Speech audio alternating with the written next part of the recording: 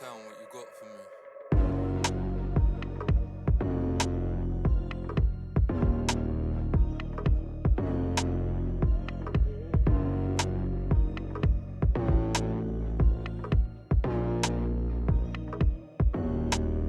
Yeah, I've been holding this for time. I can't believe that you're all mine, all mine.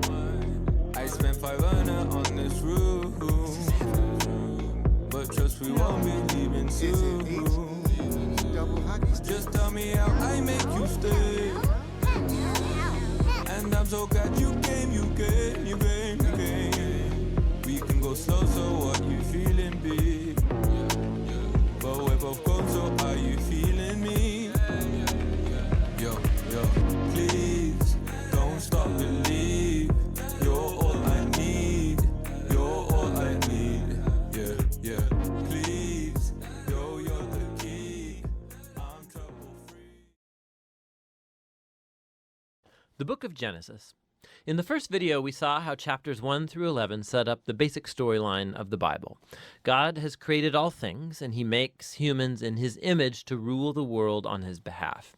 The humans choose sin and rebellion, and so the world spins out of control into violence and death, all leading up to the rebellion and scattering of the people in Babylon. And so the big question is, what is God going to do to rescue and redeem his world? Well, out of that scattering at Babylon, the author traces a genealogy of just one family that leads eventually to a man named Abram, later known as Abraham. And God's promise to Abraham at the beginning of chapter 12 opens up a whole new movement in the story. God calls Abraham to leave his home and go to the land of Canaan, which God says will become his one day. And in that land, God promises to make Abraham into a great nation, to make his name great, and to bless him. Now, these promises are connected back to earlier parts of the book. So Babylon had arrogantly tried to make a great name for itself, and that didn't go over very well. But God, in his generosity, is going to bestow a great name on this no-name guy, Abraham. And God's blessing of Abraham echoes all the way back to that original blessing God gave humanity in the beginning. So the question is, why is God going to bless Abraham and his family? And the last line of God's promise makes this clear. So that all the families of the earth will find God's blessing in you. Now, this is key for understanding the whole rest of the biblical story. God's plan is to rescue and bless his rebellious world through Abraham's family. And this is why the whole rest of the Old Testament story is just going to focus on this one family, eventually called the people of Israel. This is also why Israel will later be called a kingdom of priests at Mount Sinai. God wants to use them to show all of the other nations what he's like. And ultimately, this is the promise that gets picked up by the later biblical prophets and poets who say that its fulfillment will come through Israel's messianic king, whose reign will bring justice and peace to all of the nations. Now, at this point of the story, none of that's clear. You just have to keep reading and watch the promise develop. And so the rest of the book focuses on Abraham and his family. First, Abraham himself, then his son Isaac, and then his son Jacob, and then Jacob's 12 sons. And the stories about each generation, they're united by two main themes. So first, each generation of Abraham's family is marked by repeated failure. They just keep making really bad decisions that mess up their lives and that put God's promise in jeopardy. However, God remains faithful to them. He keeps rescuing them from themselves and reaffirming his commitment to bless them and bless the nations through them despite their failings. So the Abraham stories. God had promised Abraham a huge family, but on two different occasions, he's afraid for his life because other men are attracted to his wife, and so he denies that he's even married to her, which creates, of course, all of these problems. And not only that, Abraham and his wife Sarah, they can't have children, and so Sarah arranges for Abraham to sleep with one of their servant girls, which also creates all of these problems in the family. But each time, God bails Abraham out. And in chapters 15 and 17, God even formalizes his promise to Abraham with an official commitment called a covenant. This is a classic scene. God invites Abraham to look up at the night stars and to count them. And he says, that's how numerous your family's going to be. And despite all of the odds, having no kids and no way to have any at the moment, Abraham looks up in the sky and simply trusts God's promise. And God responds by entering into a covenant with Abraham, promising that he will become a father of many nations, that God's blessing may come to the whole world. God asked Abraham to mark his family with a sign of the covenant, circumcision of all the male boys in the family. This is a symbol to remind them that the fruitfulness of their family is a gift from God. And so Abraham has lots of kids eventually, and he dies at a good old age. Now, the Jacob stories play out these themes even more dramatically. From birth, Jacob lives up to the meaning of his name, which is deceiver. He cheats his brother Esau out of his inheritance and blessing, and he does it by deceiving his old blind father, no less, and then he just takes off. He goes on to take 4 wives, even though he really only loves one, Rachel, and this creates all of these rivalries in the family. The only thing that humbles Jacob is being deceived by his uncle Laban, who cheats him out of years of his life. The tables have finally turned.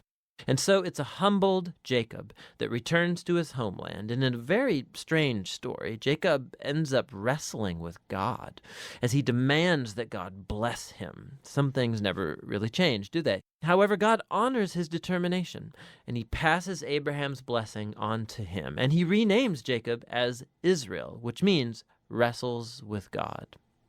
Now, it's this last part of the book, the story of Jacob's sons, where all the themes come to a head. Jacob loves his second to youngest son, Joseph, more than any of the others, and he gives him this special jacket. And the 10 older sons come to hate Joseph, and so they kidnap him, and they plan to kill him, but instead they decide to just sell him into slavery in Egypt, where he ends up in prison. Talk about family failure. But God is with Joseph, and he orchestrates Joseph's release from prison, and Pharaoh ends up elevating Joseph to second in command over all of Egypt.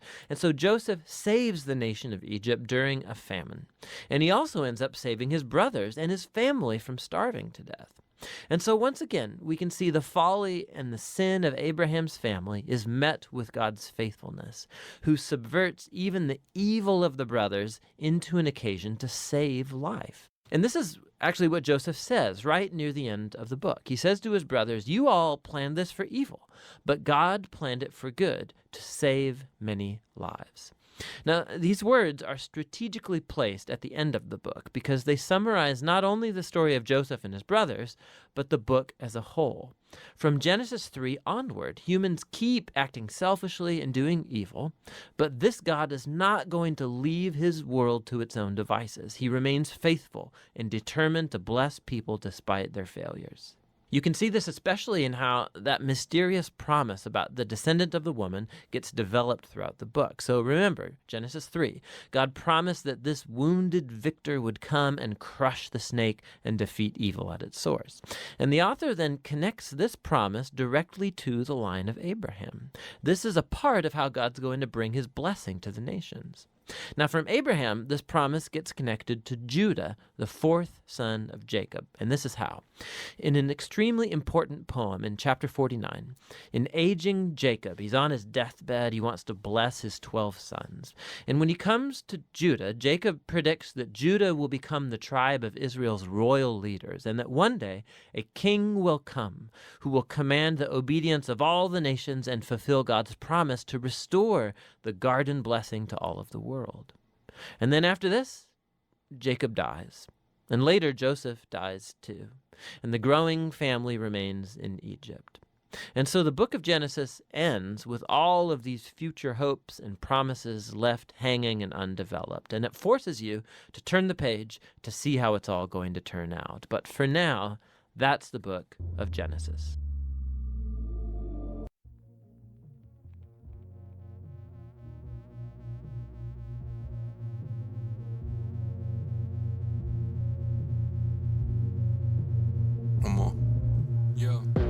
She's fucking freezing, probably why I'm bleeding. Pricks can be deceiving, I think that I need them.